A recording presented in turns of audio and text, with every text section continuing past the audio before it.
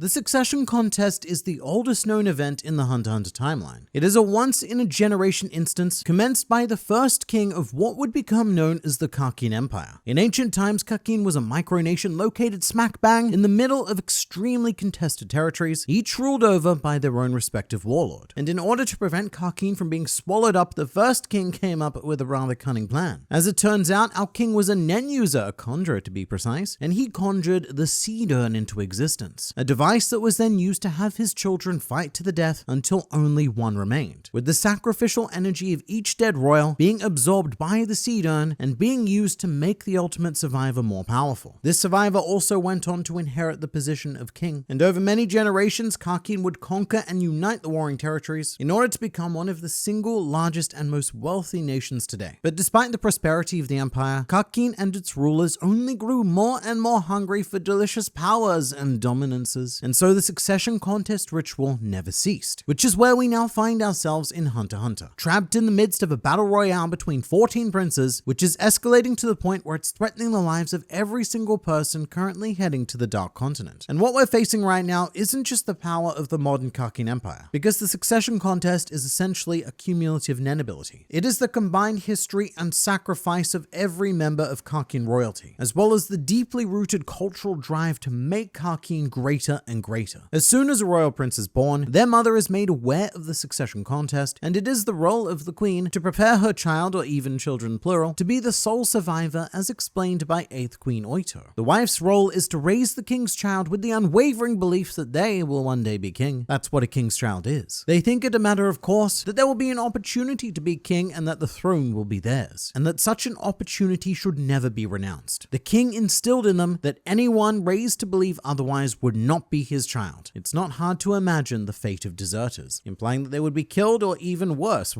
is surprisingly an option, which I find very interesting because the succession contest is technically an optional event. Princes can decline to participate. However, they also can't, because that would go against the culture in which they were raised, and they may very well be considered deserters, which is why each of King Nasabi's 14 legal children did in fact choose to participate, despite half of them wanting nothing to do with the contest. Although many of the higher order princes are practically salivating at the thought of being able to kill their siblings. So let's meet them. First, Prince Benjamin is the eldest son and the epitome of raw strength. So much so that he was introduced to us wrestling and killing a lion, which is almost certainly a reference to the first labor of Hercules, which was to kill a lion that was terrorizing some place. Benjamin is also the deputy military advisor of Karkin, and as a result, he has a small personal army of Nen users at his disposal, putting him in by far the best position to win the contest at the outset. He's even already developed his own personal Nen ability named Benjamin Baton, which allows him to inherit the Nen abilities of his deceased loyal soldiers, in essence making him a multi-Nen user, much like a certain Crollo Lucifer. But Benjamin also has a very inflated view of his right to be king because he is of course the eldest. However, despite that, Benjamin is somehow one of the least selfish princes and is driven mainly by patriotism. In his words, "I, Benjamin, will personally prune the diseased branches," by which he's referring to the princes. "I swear here and now to protect the great tree of Karkin." After which point he ripped off his shirt because, why not? So apart from the shirt ripping, he is a very traditional prince. He is sworn to uphold the existing values of Karkin and defend against even the most minor notion of change. Then we have the firstborn daughter, second Prince Camilla, a much more selfish individual who always speaks in the third person. Cammy wants this, Cammy wants that. Cammy happens to be a bit of a twat. I added that last one simply because it is true. She has very little respect for the existing values of Karkin, and despite being the second oldest prince, often publicly disregards etiquette.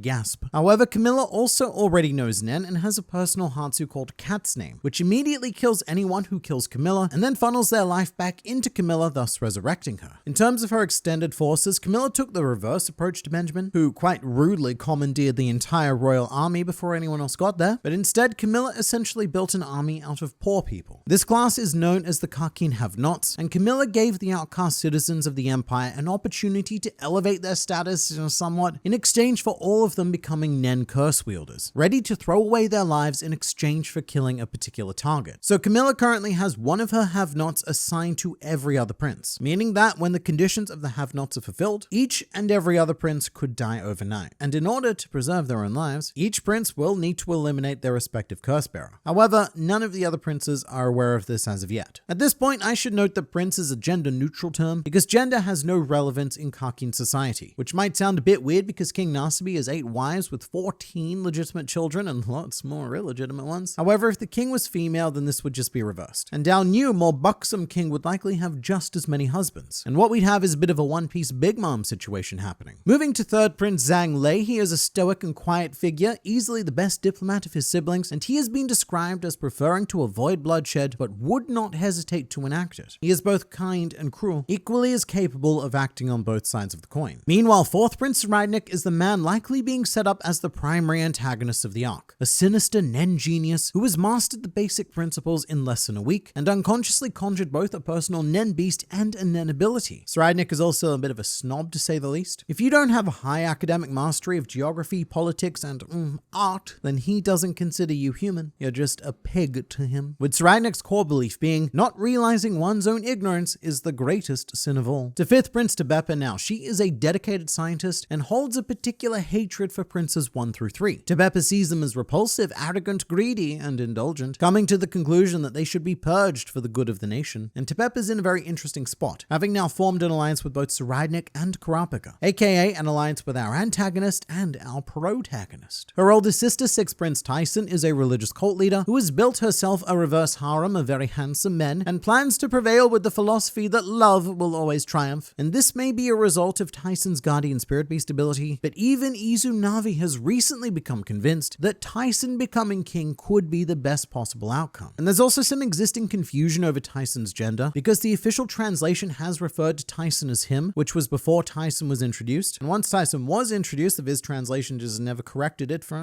whatever reason. But her older brother, 7th Prince Luzerus, has been repeatedly referred to as a prince with no ambition, although in my personal opinion, I think he's just the best actor amongst all of the princes, able to deceive each and every one of his siblings into overlooking his candidacy. I also think he's currently deceiving us as readers because he has yet to show us his true nature either. Although true nature is something that we get a lot of with 8th Prince Saleh Saleh, who is a glutton obsessed with food and intercourse. And this is a fantastic example of the bread for the king mindset, because it can be used as a great benefit for princes, because it molds some of them into ruthless, efficient leaders. However, it can also have the exact opposite effect as with Saleh Saleh, because ever since he was a baby, he's been instilled with that unwavering belief that he will become king one day. And with that information, Saleh Saleh has elected to do nothing with his life. He spends all day in his massive bed with an army of women just waiting for someone to rock up and crown him. Unlike 9th Prince Håkenberg, who desires to abolish the monarchy and up until recently was a strict pacifist. He's currently gone off that after experiencing just how efficient a bit of violence can be. And alongside Rydnik, he's one of the 2 princes who in a ridiculously short amount of time has managed to develop his own personal Nen ability, which takes the form of an unblockable arrow that does some complicated body swapping stuff. It is not important right now. What is important are 10th Prince Karcho and 11th Prince Fugetsu, twins with implicit trust in one another, who plan to work together to be the last remaining survivors. Although it should be noted that Karcho is heavily disliked because she puts on an insufferable and villainous persona in order to protect her sister. Very sweet. Let's see if it pays off for them.